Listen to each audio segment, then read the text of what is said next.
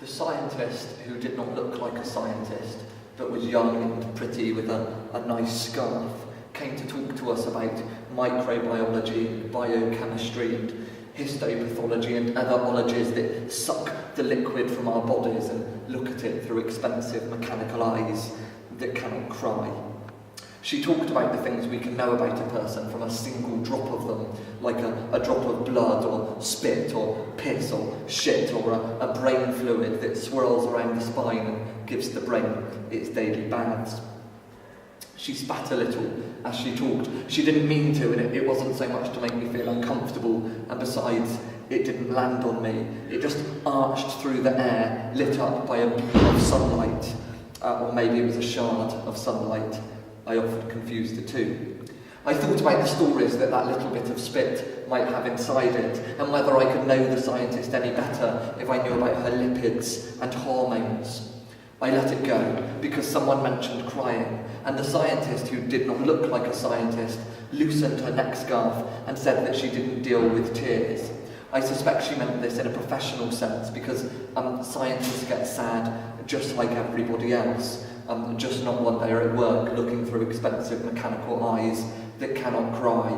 What do you mean? I thought, in a very quiet thought, before asking the same thing in a quiet and unassuming voice. We don't use tears, she said, which makes sense because it would be mean to upset somebody in order to look at their tears and see that they have diabetes or HIV and then tell them only to make them cry again. With blood or spit or piss or shit or brain bath fluid, you only take one sample, but with tears you would end up with two, or maybe even more. I said that I couldn't remember the last time I cried, which was a lie, but I said it because I was the only boy in the room and I wanted to sound more manly or something. Not manly, but enigmatic. The lie worked because it is very easy to lie with our words, but not with our blood or spit or piss or shit or brain fluid. You can't lie with these things, not to a biochemist anyway, not even the ones who do not look like scientists. And even if their appearances are deceptive, their bodily fluids aren't. But back to the tears.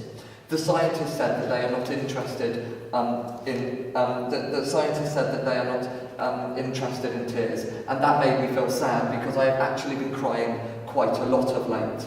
There is a group I belong to. It is a group of men called the Onion Men, and we meet every other Tuesday in a basement, which is the name given to the bowels of a house. We all meet, maybe 7 or 8 of us, and we exchange pleasantries and tell the kind of gentle, harmless lies that our fluids can't.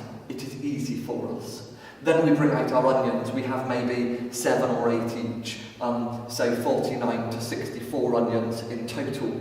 But now I'm getting caught up in the details. Let me start over. I belong to a group of men called the Onion Men, and we meet every other Tuesday, and each of us comes along with our own private reasons for wanting or needing to cry.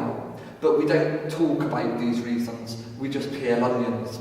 We do this together, hunched over bowls of onions, and we weep and scream and holler and let our tears stream down our faces in collecting pools of salty water at our feet. It is very therapeutic, I find. There is a man who goes to nearly every session, and I'm not going to tell you his real name because the Onion Man is anonymous, but let's call him Bernard for now. Bernard is huge, 6'5" at least, and he has broad shoulders and a thick beard. I think that his sadness is very deep, and sometimes I imagine what it is about, like whether someone he loves has died or if he is stuck in a place in his life that he doesn't want to be in. Bernard and me get on okay, so one time I asked him, I whispered it into his ear as we hugged and rocked our bodies tight with despair. I asked, Bernard, what is the real reason you cry?